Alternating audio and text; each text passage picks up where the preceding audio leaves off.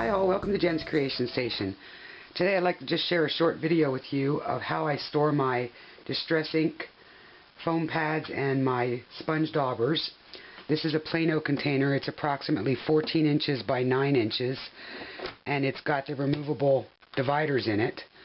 What I did was I just cut a piece of cardstock to fit in between so I can get a sponge dauber and the pad for the ink in each slot, 2 in each slot, and then I've got them labeled here and here and so on. I tried my labeler, but I found that regular address labels actually stick better to this plastic.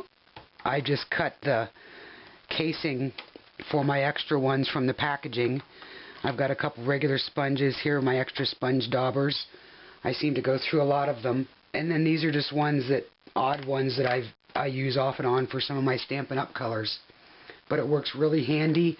When the lid closes, it's tight. They don't come out. They don't get messed up.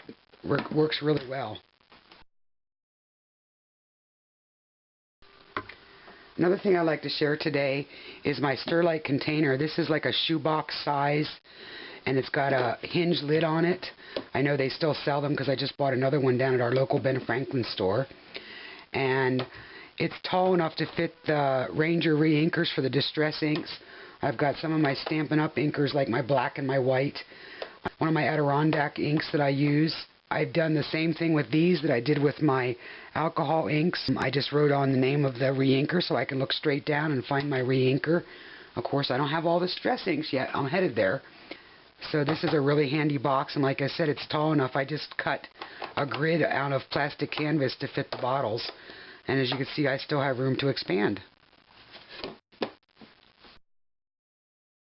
I'd like to share with you my storage box that I decorated for my embossing folders for my Cuttlebug. I believe you can get this lunchbox still at places like Michael's or Joann's or Hobby Lobby.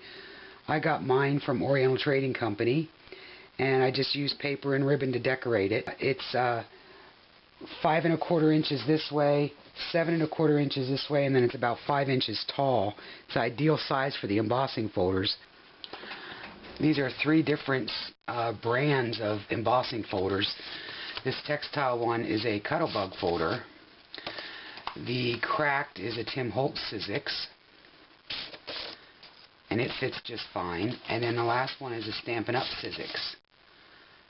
So all 3 of these fit in these folders.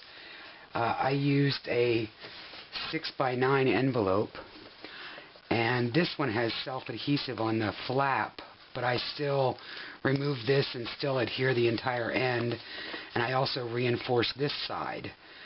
And then I just cut it in half at 4 1/2 inches, and you get 2 folders out of it. I then take a 1-inch punch and punch a finger pull so you can get the folder out. If you're using the traditional 6 by 9 manila envelopes, they come with a clasp and a little reinforcing piece on right here. You'll need to remove those and still seal it shut, but it's on the back so you don't see it. And then I take my labeler, or you could use part of an address label and just label them, and they all fit right inside the box. For the Cuttlebug and some of the other brands that have just border pieces, I leave them in the packaging, and then I just make a divider out of cardstock, and they just fit in there so that I know what is behind that divider. And as you can see, I have quite a few folders in my box, and it's always worked really well for me. It sits up on my shelf next to my Cuttlebug. Thanks for stopping by Jen's Creation Station. Have a great day.